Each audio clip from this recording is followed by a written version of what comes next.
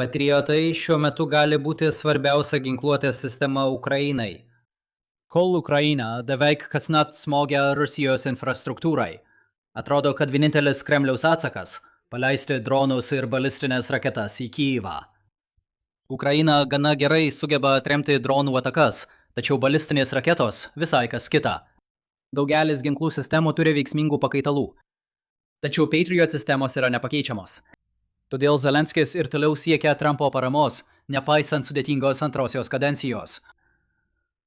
Panašu, kad Zelenskijo atkaklumas atsipirko. Vakar, kasmetinėme NATO viršūnių susitikime, Trumpas paskelbė, kad suteiks Ukrainai leidimą pradėti gaminti Patriot sistemas šalies viduje. Tačiau visa ši situacija kelia daugiau klausimų nei atsakymų. Be to, viršūnių susitikime įvyko dar daug kitų įdomių dalykų. Taigi šiandien pradėkime nuo visos Patriot sagos išnarpliojimo. Tada žvelgsime, kaip pasikeido NATO išlaidos nuo praėjusių metų Hagos viršūnių susitikimo. Tai suteikia gerą perėjimą prie įdomaus Ispanijos atvejo, kuri vėl atsidūrė Trumpo taikiklyje. Tada apžvelgsime viršūnių susitikimo galutinę deklaraciją, o pabaigsime įdomiu kito susitikimo atveju. Bet pradėkime nuo pranešimo apie Patriot. Šitas keistas, nes tai iš tikrųjų nebuvo joks pranešimas. Tiesiog Trumpas ir Zelenskis surengė įprastą maždaug 30 minučių pasisakymą spaudai, kaip įžanga ilgesniam privačiam susitikimui. Priešingai nei prieš 2 metus vasarį, nuotaika buvo visiškai draugiška. Jie net juokavo apie ovaliojo kabineto fiasko, kuris nuo tada apibrėžė visus jų santykius. Trumpas sudarė Zelenskiui progą mestelėti viso viršūnių susitikimo pokštą, paklausdamas jo, ar šis norėtų susitikti Maskvoje taikos deryboms. Zelenskis atsakė, kad tai būtų pavojinga ne todėl, kad jis galėtų išgerti ne tą arbatos puodelį, o todėl, kad Ukrainos dronai skraido po visą miestą. Tai sukėlė juoką visame kambaryje, tačiau už šio pokšto slypėjo mirtinai rimta situacija. Putinas, kaip pranešama, didžiąją dalį laiko praleidžia ne Maskvoje, galbūt iš dalies dėl šios grėsmės. Trumpas tęsė pagirimus Ukrainos ilgojo nuotolio smūgių programai. Apskritai, Trumpas garbė jėgą. 2025 m. vasario ovaliojo kabineto krizė buvo ne tik diplomatinis žemiausias taškas, bet galima sakyti ir karinis žemiausias taškas Ukrainai. Nors pastaba apie kortas buvo kvaila, joje buvo tiesos. Trumpas nori remti laimėtoją, o ilgojo nuotolio smūgių kampanija, sustiprinta JAV žvalgybos informacija apie Rusijos gynybos pozicijas, iš tiesų galėtų padaryti Ukrainą laimėtoją. Kalbant apie Patriot sistemas, pranešimas iš tikrųjų buvo atsitiktinė pastaba. Žurnalisto klausimas buvo, ar Trumpas leistų Europai plėsti Patriot gamybą. Tada Trumpas pasakė susirinkusiems, kad vienas iš jo privačių pokalbio su Zelenskiu darbotvarkės punktų bus leidimo Ukrainai gaminti Patriot suteikimas. Tada mes stebime šių žiniasklaidos susibūrimo absurdiškumą. Tai buvo nepaprastai reikšmingas pranešimas. Tačiau iškart kitas klausimas buvo nukreiptas į Irano paliaubų pabaigą. Praėjo daugiau nei 10 minučių, kol buvo trumpai pasiteirauta apie licenzijavimo procedūrą. Trumpo pateikta informacija buvo neaiški, todėl pranešimas sukėlė daugiau klausimų nei atsakymų. 2 kitos šalys šiuo metu turi licenciją gaminti Patriot sistemas. Japonija jau turi veikiančias gamybos linijas, o Vokietija planuoja pradėti gamybą kitais metais. Pažymėtina, kad Japonijai nuo pradinės licenzijos gavimo iki pirmųjų nuo surinkimo linijos nuriedėjusių Patriot sistemų prireikė 2 metų. Tuo tarpu Vokietija pradėjo statybas 2024 metais. Vadinasi, jei viskas vyks pagal planą, kalbame apie 3 metų laikotarpį. Todėl galite tikėtis, kad praeis nemažai laiko, kol Ukraina pradės gaminti savo sistemas. Ir atsižvelgiant į tai, kaip daugelis mano, kad Putinui jau galas, kyla klausimas, ar jos apskritai pradės veikti iki konflikto pabaigos. Vis dėlto manau, kad šie terminai yra klaidinantys. Kai šiuo metu gyveni taikoje, yra logiška atsargiai vykdyti gamybos procesą. Nenorėtum, kad visi tavo sukaupti raketų atsargos turėtų trūkumų, apie kuriuos net nežinai, kol ateina laikas jas panaudoti. Pridėkime dar standartinę vakarų biurokratiją ir reguliavimą ir štai kodėl tokie dalykai užtrunka metus. Priešingai, Ukrainai visiškai nerūpi biurokratija ir reguliavimas. Net ir Patriot sistemos, kurios turi palyginti didelį nesėkmių procentą, yra tinkamos naudoti, nes alternatyva, kad rusiška balistinė raketa pataikys į vieną iš jūsų pastatų.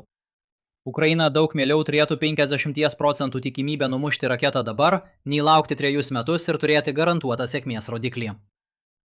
Kas gali pasirodyti esąs sudėtingesnis kliuvinys, tai licenzijavimo procedūra. Paprastai ginklų licenzijavimas prasideda nuo to, kad importuotojas sumoka eksportuotojui išankstinį licenzijos mokestį. Tada bus papildomi mokėjimai rangovams, kurie atvyks ir padės įdiegti sistemas, licenziniai mokesčiai už kiekvieną pagamintą vienetą ir svarbiausia – žaliavų pardavimai galutiniai gamybai. Sudėtingoms ginklų sistemoms tokioms kaip Patriot, gavėjo šalis paprastai negamina visos sistemos. Dalis to yra tam, kad licenzijos davėjas galėtų nutraukti gamybą, jei to panorėtų. Tačiau dar svarbiau yra tai, kad viską pasigaminti patiems paprasčiausiai neįmanoma. Gaminanti šalis gali neturėti galimybių gaminti specializuotų komponentų, tokių kaip mikroschemos. Todėl, kaip yra dabar, manau, kad ateityje Patriot sistema bus surenkama Ukrainos gamyklose. Ko aš nežinau, tai ką Ukraina gamins vietoje. Taip pat nežinau, kas už visą tai mokės. Ukraina neturi tam pinigų. Abejoju, ar Trumpas tai darė iš geros valios. Tai reikštų, kad liktų Europą, tikriausiai per NATO Pearl iniciatyvą.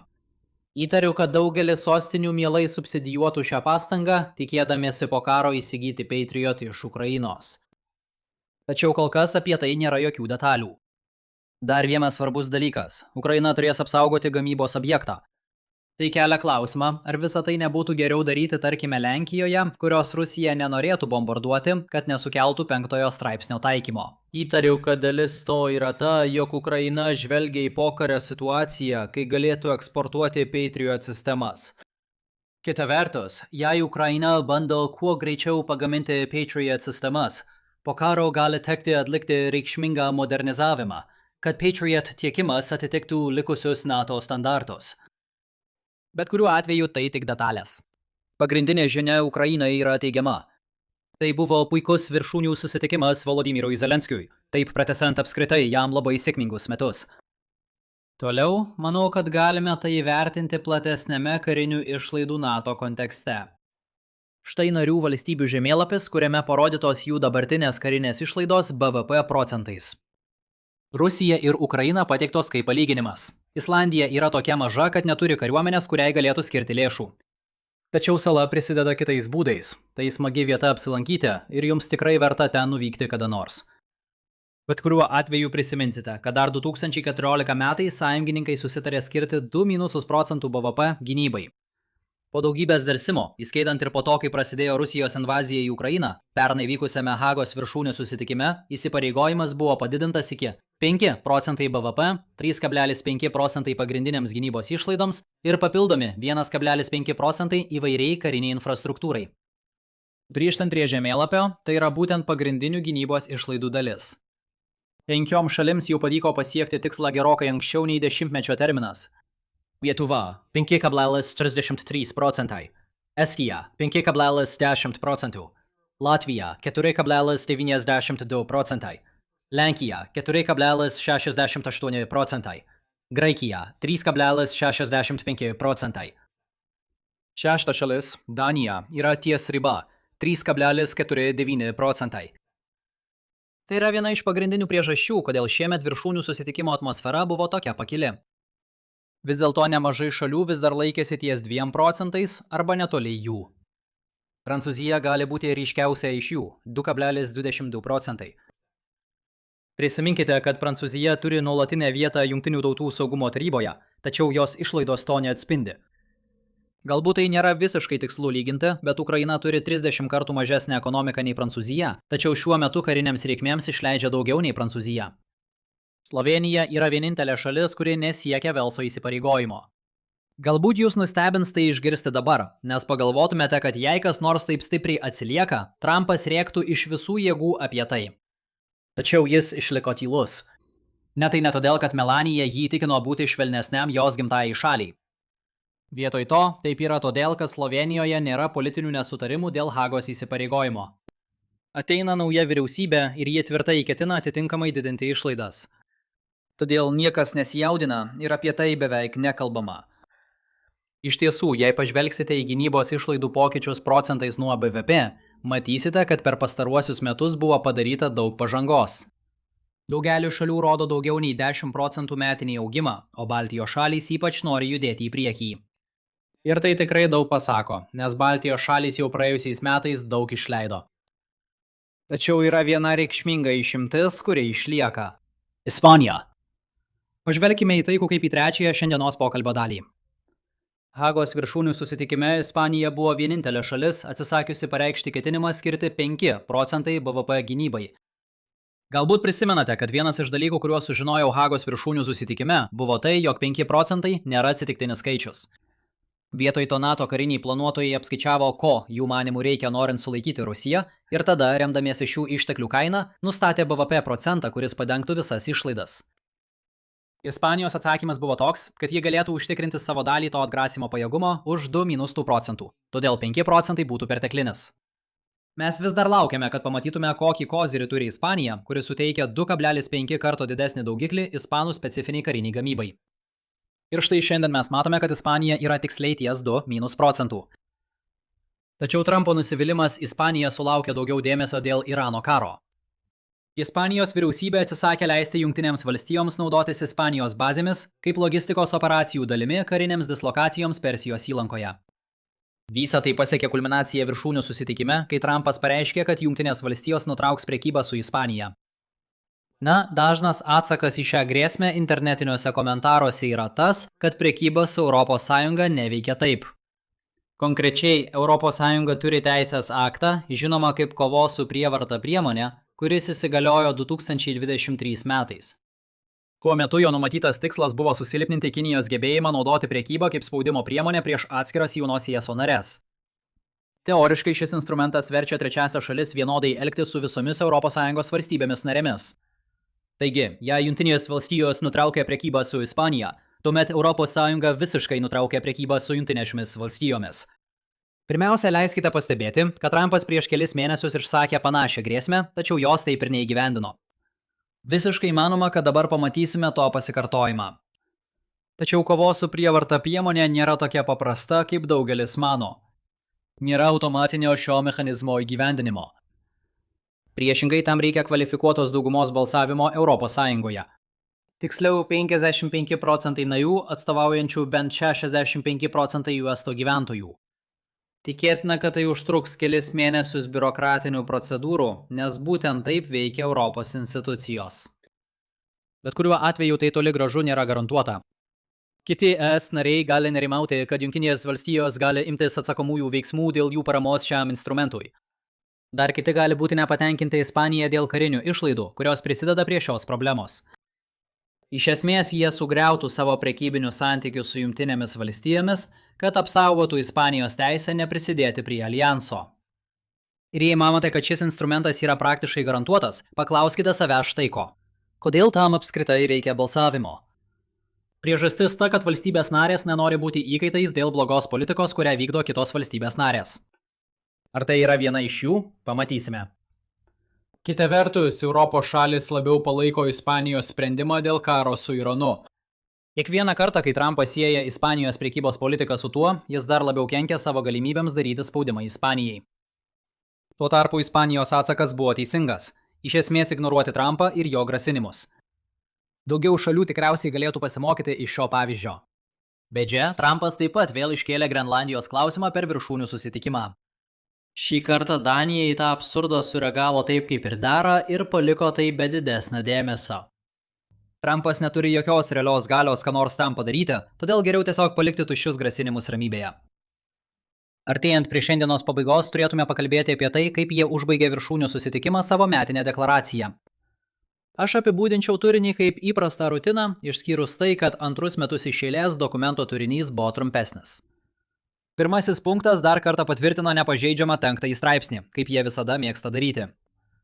Antrasis punktas apibūdino patenkinamą pažangą įgyvendinant Hagos įsipareigojimą, kaip jau šiandien anksčiau aptarėme.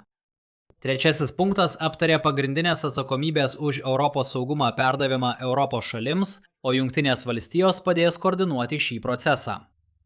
Tai vyksta užkulisiuose jau daugiau nei metus, net ir tada, kai žiniasklaidos pranešimai įstringa ginčuose. Ketvirtasis punktas aiškiai pareiškia, kad Ukraina išlieka svarbia transatlantinio saugumo dalimi. 5 punktas teigia, kad Iranas negali turėti branduolinio ginklo ir kad Hormūzo sąsiauryje turi būti užtikrinta laivybos laisvė. Tai skamba taip, lyg Trumpas būtų įdėjęs tai į deklaraciją, tačiau tai visada buvo ir Europos politika. 6 punktas buvo standartinė padėka šeimininkui. Šio dokumento sutrumpinta forma dažnai priskiriama Trumpui.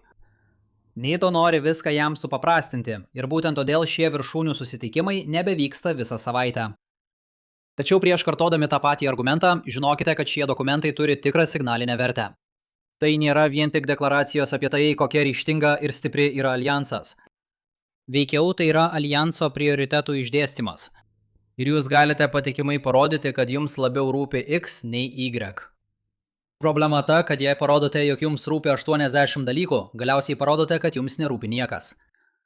Taigi, nepriklausomai nuo to, koks yra Trumpo efektas, sutrumpintas dokumentas yra naudingas, norint suprasti alijanso pagrindinius tikslus. Galiausiai šiandien baigsime aptardami, ko nebuvo viršūnių susitikimo deklaracijos pabaigoje. Leiskite perskaityti jums paskutinį sakinį iš ten. Mes laukiame kito mūsų susitikimo. Ne, mes laukiame kito mūsų susitikimo 2027 metais Albanijoje. Yra pranešimų, kad NATO kitais metais praleis kasmetinį viršūnių susitikimą, kad Trumpas nesukeltų sumaišties. Tai gali būti būtent toks ketinimas ir būtent taip gali nutikti.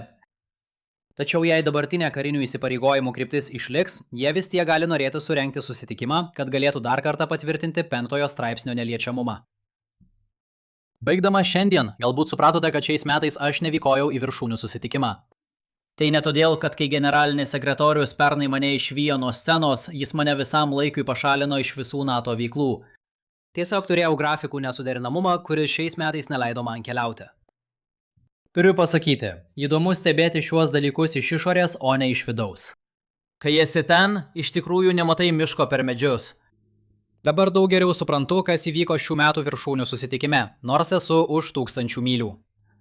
Skirtumas tas, kad negali pabrėžti svarbių detalių, pavyzdžiui, iš kur atsirado tas 5 procentų skaičius, kai nesi ten ir negali pasigilinti į tokius niuansus. Tuo tarpu šių vaizdo įrašų pabaigoje niekada nebūna jokių niuansų. Paprastai tai tiesiog aš primenu jums ką nors puikaus. Pavyzdžiui, apie geopolitikos pagalbos liniją mano antrajame kanale. Galite ją peržiūrėti paspaudę šią grojaraščio nuorodą. Jei jums patiko šiandienos vaizdo įrašas, prašau paspausti patinka, pasidalinti ir užsiprenumeruoti ir pasimatysime rytoj. Laikykitės.